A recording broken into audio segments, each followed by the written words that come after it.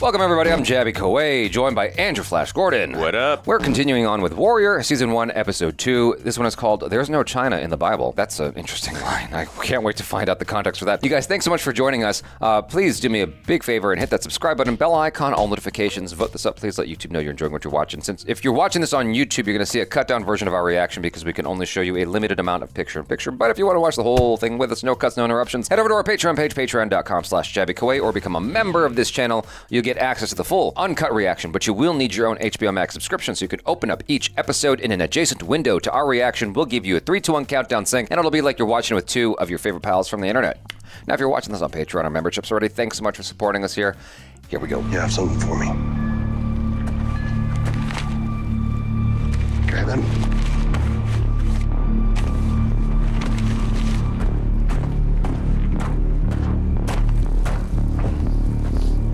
That's a great shot. Look, it's your first real run, so just hang back, keep an eye out. You get me? I got you.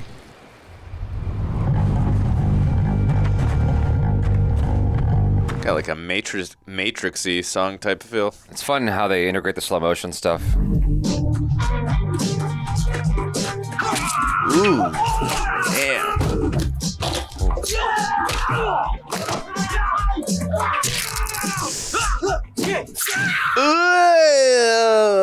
Damn. Oh,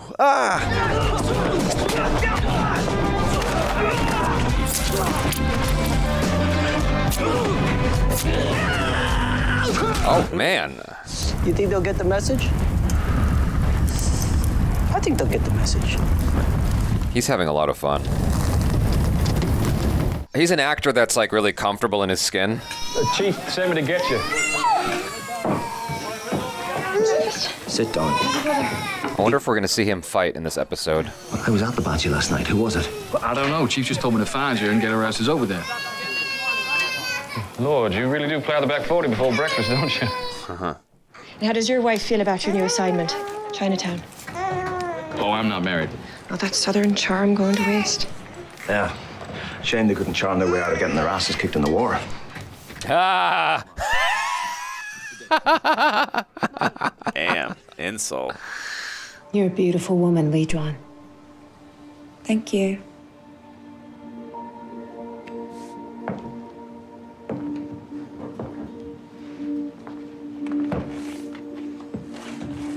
All right, then.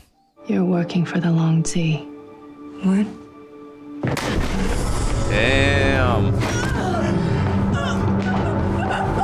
You're working for the Long Tea, and you brought their hatchet men into my house. Oh, what? Whoa. Don't worry, Lee Juan. You'll still be beautiful. No witnesses. Happened pretty late from what we can gather. If we had any, they would have been deep in their cups by then anyway. There had to have been at least 2 men, maybe 3. One put up a fight. There was a proper mess when they gutted him. Do you recognize these boys? That one's Morgan. The one on the side is Davis. And you think the Chinese did this? Ew. Why are you doing that? Why are you doing that? Bring me some murderers. Well, a murderer. What's that? With this second fella, see, his knife hand, it's cut almost clean off. One blow, and he's cut pretty deep in the gut. Stop touching it. I've slaughtered cattle and venison, but to cut through a moving body like that, active muscle and tissue, that's an expert swordsman. What you just did there, don't do that again. Be back in a minute. I don't know why he's telling him he shouldn't have done that. I'm a little bit confused. As I paid you to keep your boy from testifying against Morgan and Davies, and his dead man cannot stand trial, I'll be wanting that money back now. The thing is, I don't have it all right now. I thought you were done with the fucking cards, Bill. They weren't quite done with me. I guess I don't mind owning a cop. I'll get you your money. That time's come and gone. With the interest accruing and whatnot, you'll work it off. Excuse me, gentlemen. You boys need to head down to the wharf. We've got some new stiffs. The wharf. That's not Chinatown. Tell that to the dead Chinaman blocking up the traffic. Well, I guess the news is not bad then, is it? Come on, let's go. 咁快翻嚟留嘅？我細路好細嘅啫喎，有冇份量俾多咗佢食啊？唔係俾佢嘅。哦，唔係俾佢啊？份量與雙倍唔該。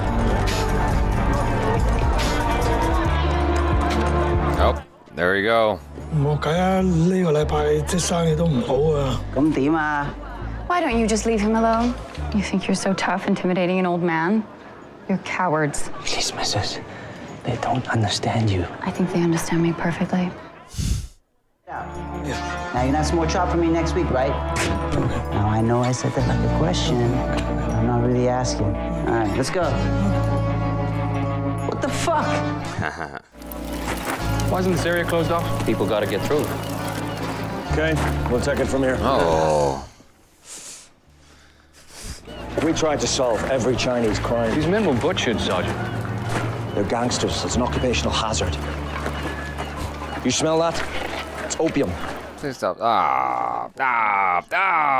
Why you keep touching it? Take it we're not going to write up a report. When it comes to the Chinese, we're not cops. We're janitors. Our job is to mop it up and get the hell out of the way before the blades start to fly again. Interesting. The rich bitch with a trained chink. She's even got in the proper suits and everything. Jacob. Let go of him. Leave me alone. Jacob is from the Bible. This heathen rice nigger. All right, save her.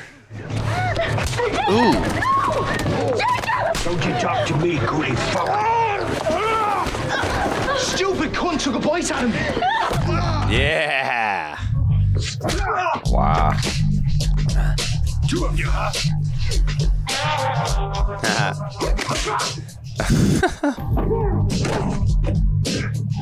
Hey, that's enough. Oh, assaulting an officer. Oh, Yeah. nice.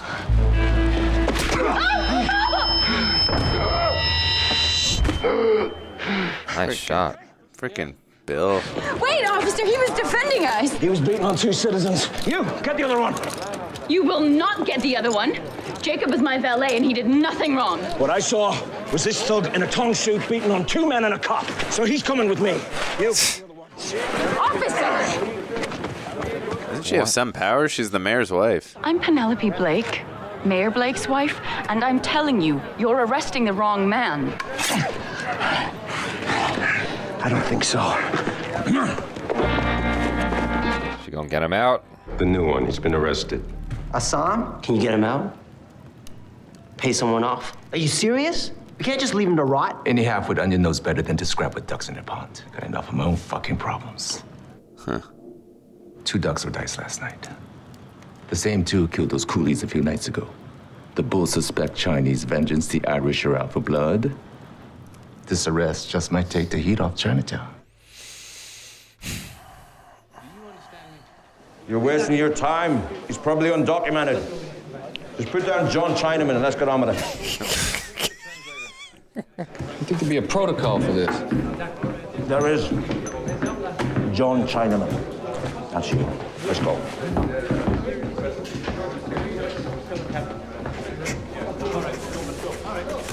John Chinaman.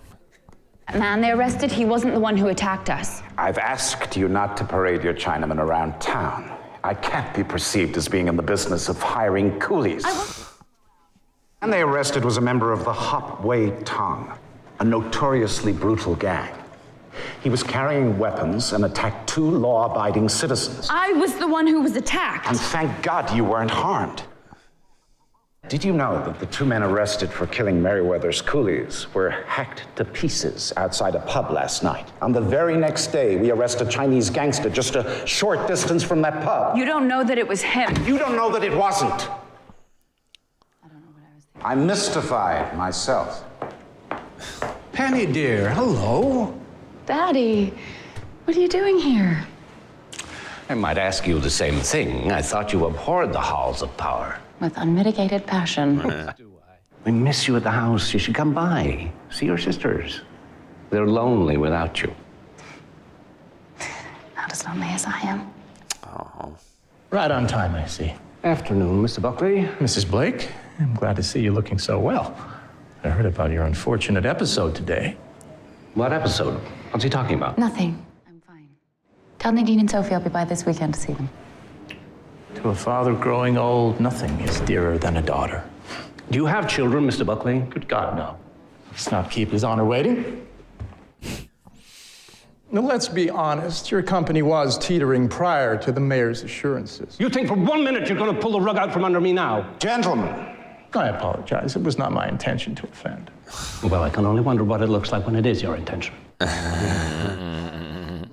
It's just taking us a bit longer than expected to get the funding approved. We've got the necessary support from the city council. It's just about... So proper. Give me a week. 2 at the most.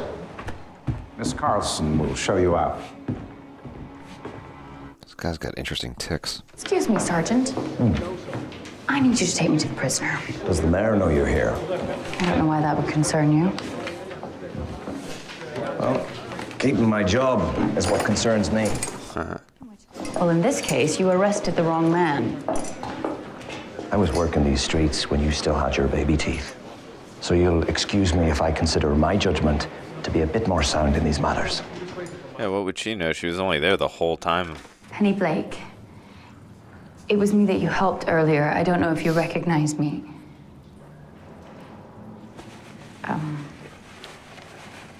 This was mine.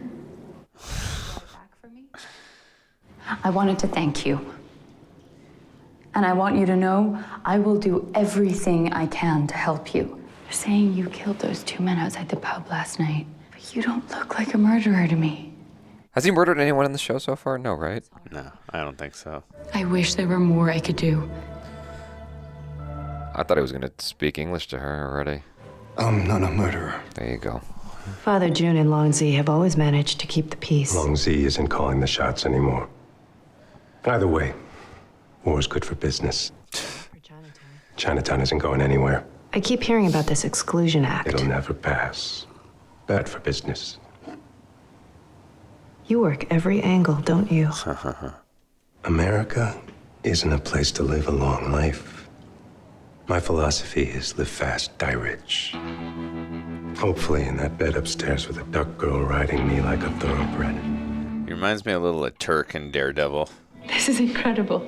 You can speak to the police, tell them what happened. It won't help. I'm John Chinaman. No one wants to hear John Chinaman speak English. They needed a Chinese scapegoat. But you can't just give up. You have nothing to lose. Gotta shut things down in here now. You have to try.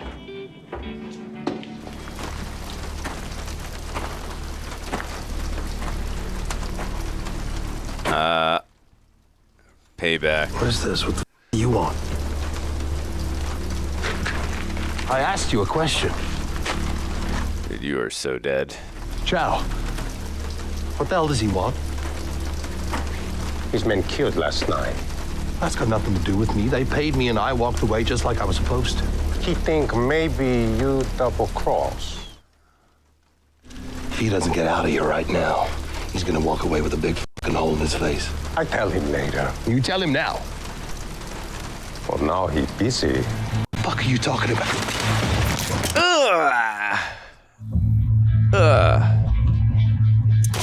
Woo. Damn. Get rid of the body, Chow. Why do characters in shows and movies, like whenever they hold a gun out, like they're always so close to the person who's about to execute them? Wow. I am so invested. I'm loving this. You know what's interesting about this show is that a lot of the encounters are often short exchanges. Very quick. That's not something you see too often. You know, it's like, it's very clean and to the point. It's like, it's about taking the other person out, which speaks to the philosophy of Bruce Lee's Jeet Kune Do. Like, I never studied Jeet Kune Do, but I've watched a ton of videos about it and like the philosophy about Jeet Kune Do. It's like, use any means necessary to take out your opponent. And it's like, it's not about fancy footwork. It's not about fancy anything. It's about just, what is your objective? Your objective is to take the other person down as fast as possible. And so oftentimes when you're seeing a fight of any kind, it's like, boom, boom, done. I love fight scenes. And, you know, Joe Taslim, is that how you say his name? Joe Taslim, he is like, you know, the Raid's fight scenes are, did you watch The Raid? I saw The Raid a while back, yeah. The fight scenes are long as heck. Oh, yeah. And so it's so interesting to see the opposite, the complete antithesis of what you get out of The Raid. It's like 4 exchanges and the person's down. It's a wrap. You know, the longest fight I feel like we saw was between our main dude and Sahm. The exchange between him and the group of monk-looking guys, that gang, that went on for a little bit. But even that was like boom, boom, done, boom. It's like boom, boom, done, boom, boom, done, boom, done. It's like, and he sat on the dude.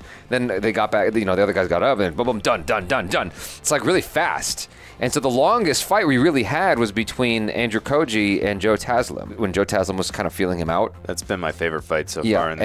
and even that was cut short. It's like, stop! The sister stopped, and I'm like, oh God, why? I was enjoying that so much.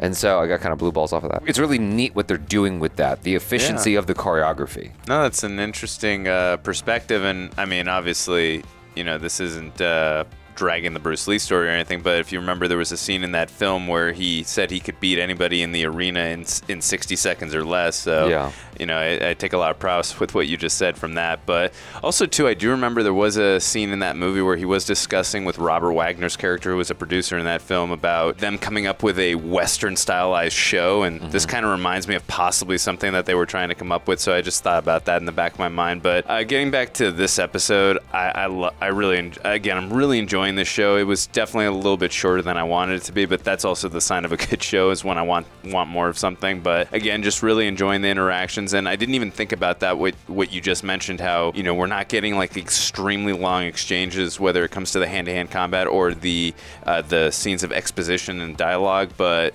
yeah, that's a good point. But I'm really enjoying everything that we're seeing, and I really like, I know we've only gotten a small taste, but I really like the chemistry between Penelope and Sahm so far. And again, I know we've only gotten that one or two scenes so far between them, but I know we called that out in the first episode, that I think they're hinting at a possible romance, even though there was no scene of them. But just, you know, from how she took a great offense to her husband, you know, whenever he spoke about, you know, Chinese people in general. And then just it was kind of obvious that that's where they were going to go with it. But again, I'm really enjoying their dynamic and their chemistry, and I'm really curious to see how that storyline goes. And yeah, I think my other favorite characters so far, and I mean, I'm loving everyone, all the different, again, plot lines and storylines, but I love Joe Taslim. Like, he's just got this menacing presence, and I just I want to see him and Sahm fight again at some point, and I'm sure they're going to. But also, too, my other favorite character by far is Detective Lee. I love how he's a man of conviction and principle, like, but I think he's really gross in his detective skills, like actually touching the guy. Ugh. Yeah, that was pretty gnarly. But again, the actor is just doing a phenomenal job, and I really like that character too. Like, everyone's got this, you know, this type of, everyone's just extremely racist and you know, to be blunt, but he's just, again, he doesn't see skin color. He just views off principles, which I can respect, because that's how I like to, you know, view people. I don't see skin color. I view, you know, based on the contents of the character, the person, and that's why I relate so much to Detective Lee, and that's why I love his character so much. And I'm just looking forward to seeing where they how they flesh out his character even more, and just where they go with the storyline. But I really like his character a lot. The opening was also quite violent. The opening was like super intense with the knife stuff.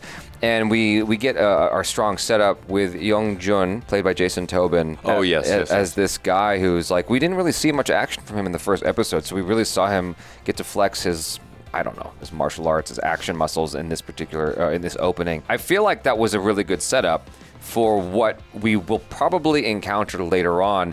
I feel like we're gonna see stuff where Sahm tries to stop him from doing certain things. And, you know, Young Jun just really enjoys the violence. He's a bloodthirsty kind of dude.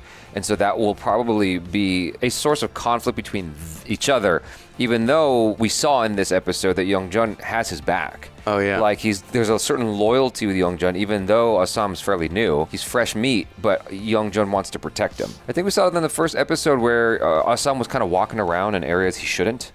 And Young Jun, like, you know, is pulling him back. He didn't leave him to get killed. He's trying to, like, look out for what he considers his buddy. Yeah. And so, you know, when he found out that Sam was in jail, he wanted to bail him out. He's like, this is bullshit. Yeah. So it's cool to see that character trait, and we can kind of see the trajectory of things based on how, you know, their behavior. Even though Sahm went headfirst into a fight to protect Penelope, he went headfirst into that fight to protect her. Young Jun wanted to. I feel like despite that, he's very principled.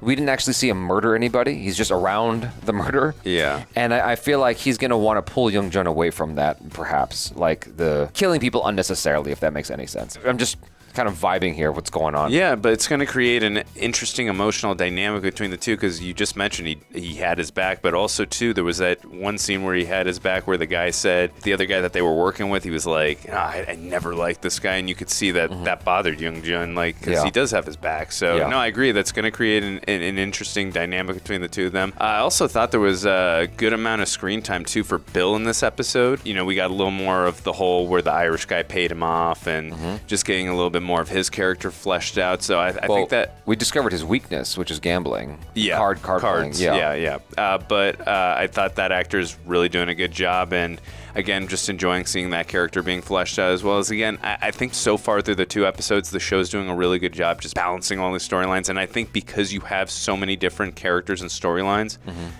doing what you said at the beginning, where you're getting quick and to the point, you have to, because there's so much different stuff happening. So that actor, his name is Kieran Bew, I think is really good at playing that particular cop. Like he's a guy you kind of love to hate.